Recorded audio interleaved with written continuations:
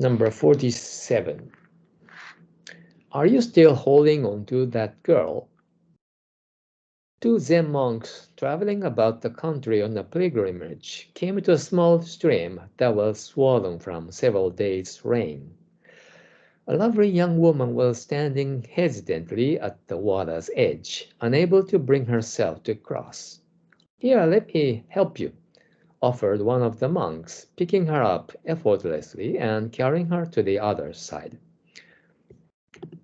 Red with embarrassment, she murmured her thanks and slipped away. The other monk was scandalized that his companion would embrace a woman under any circumstances. The Zen sect had rigid rules forbidding contact with the opposite sex, and he maintained a strict discipline of silence the rest of the way.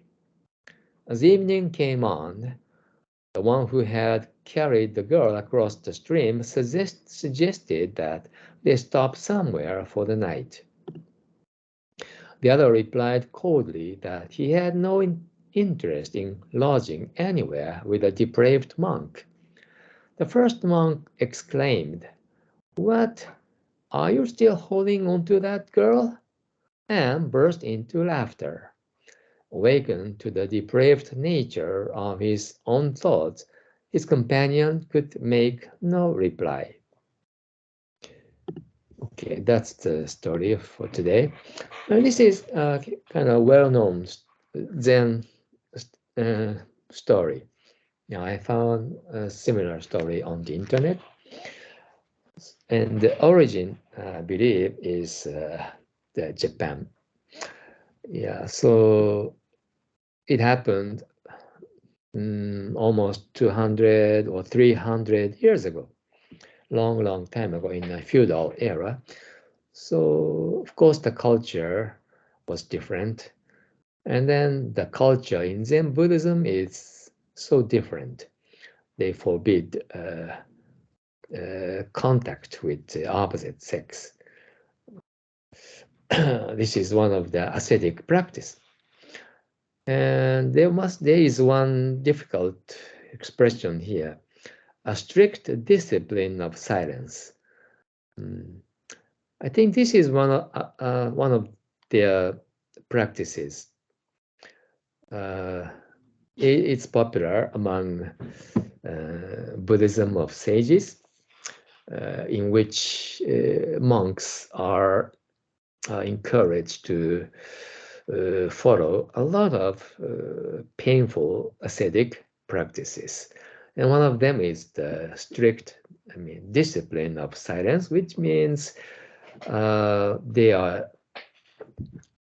not allowed to speak for a certain period, certain days, 10 days or 1 month. I don't know. There are still such a Buddhist boot camp. People practice disciplines of silence. Of course, they cannot use smartphone and laptop. They spend almost 10 days with complete silence. And after that training, all of them feel so refreshed coming back to ordinary life. But again, people's mind will be contaminated with a lot of unnecessary information. So some people go back to that boot camp again and again, spending a lot of money. But anyway, coming back to today's topic, it's about karma of the mind, which majority people are not aware of. Basically, we don't see our flaws or shortcomings because they are inconvenient for us. And also, our true self is too close to us. So that's our big blind spot. So although there are three types of different aspect of karma: speech, thought, and physical action. The most obvious one is the physical action, because they are vivid to other people. And still, one is not aware. I mean, many people are not aware of their bad behavior or bad karma of their body. So, people have a lot of idiosyncrasies, a bad habit. They are not aware of it, so they repeat it again and again. But for the other third-party people, it's so obvious. Only the person himself or herself is not aware of it. So they have to feel a little bit embarrassed once they realize it. So all the more, karma of our mind is so difficult to notice and realize. So in this today's Zen monk story, it's so well depicted through the behavior of maybe the younger monk. He was not at all aware of the karma of his mind. He was all the way he was thinking about that girl. My senior Zen monk helped that woman. He helped that woman against our rule. What a depraved monk he is. I would never talk to him ever again. All the way he was thinking and sticking on to his grudge and hatred or disgust. And on the other hand, she was thinking of this woman. So the other guy had to say, what, you are still holding that woman, that girl.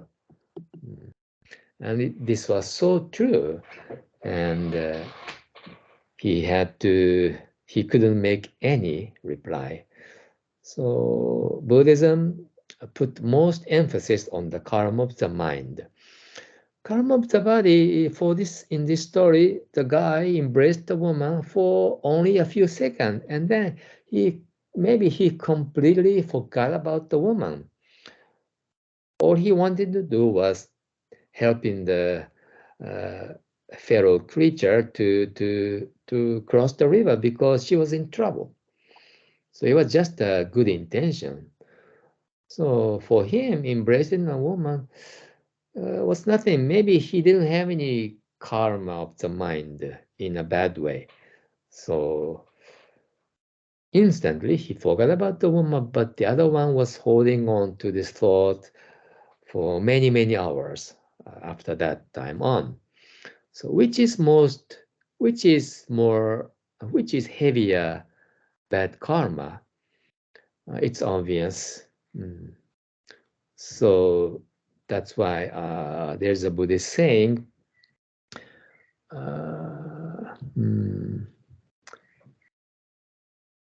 murderous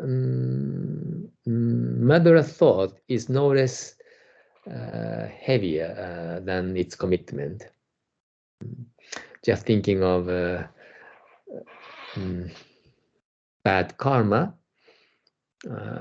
is much heavier than its commission. Sometimes accidental homicide. We do something bad without knowing, no intention. Such action is not heavier than the premeditated bad karma, or just holding on, in this case, holding the other opposite sex for such a long time. That karma is much, much heavier than other guys physically holding a woman. This part is very deep, and maybe we need to think about it again and again. Then, once we understand this concept, we can make a big improvement in our understanding of the law of cause and effect. Okay, good job, everyone.